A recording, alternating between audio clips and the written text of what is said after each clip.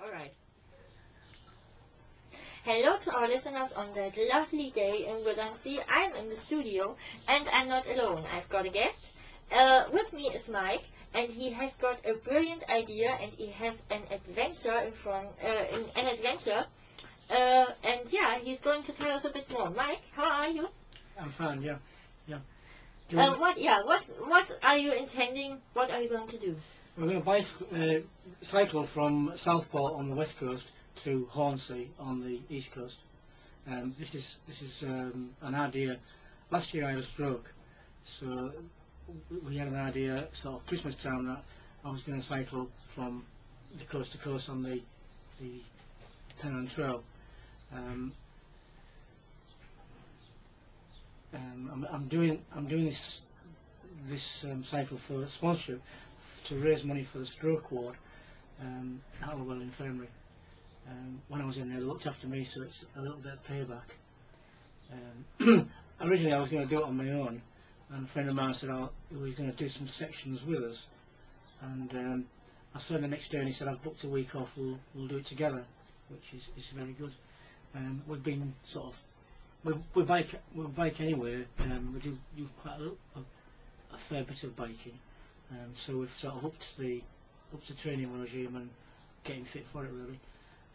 I think we're fairly fit now. We should be all right. And how long does it take you from the west coast back to the east coast?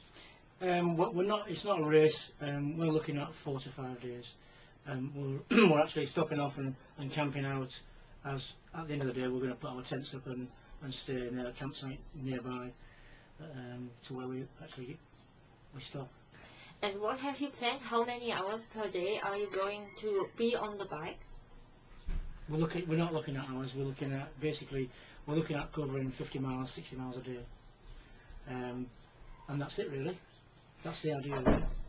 Wow, that sounds really incredibly interesting. So, I mean, you said you had a stroke last year, and when you had that, was it always a purpose to say, okay, I want to be maybe a hero for everybody who has the same destiny and the same disease to fight against?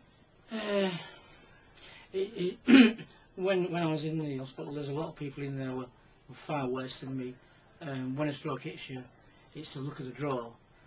You only, you get away with what you've got. There's an awful lot of people in that ward were far worse than me. I was very lucky, and I think, well, I'm able to. So if I can raise money for the ward, for the buying some scanner on the ward, that's what they're looking to fund it, to fund this time. It helps them and it helps other people who've had strokes, and that's basically it really. It's a bit of payback.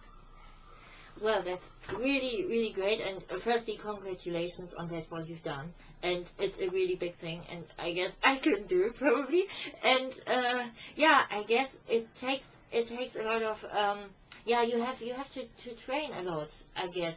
How do you prepare for that ride? I cycle every day anyway. I usually, I go cycling every day. I walk every day.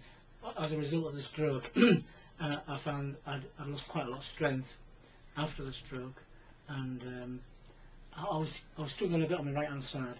So I usually walk about 4 miles every morning and cycle every day as well. So and that's what's brought my strength back up again and made me be able to do this really. I mean, obviously I've been able to do this. A lot of people who have a stroke are not able to do it.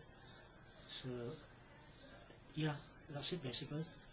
That is definitely very impressive. So now you have to tell us a little secret. Does your bike have any gadgets that helps you and makes it a bit easier? No. No. No. You just do it like everyone else is doing it. Yeah. Just the wind. If the wind's the right way, we're laughing.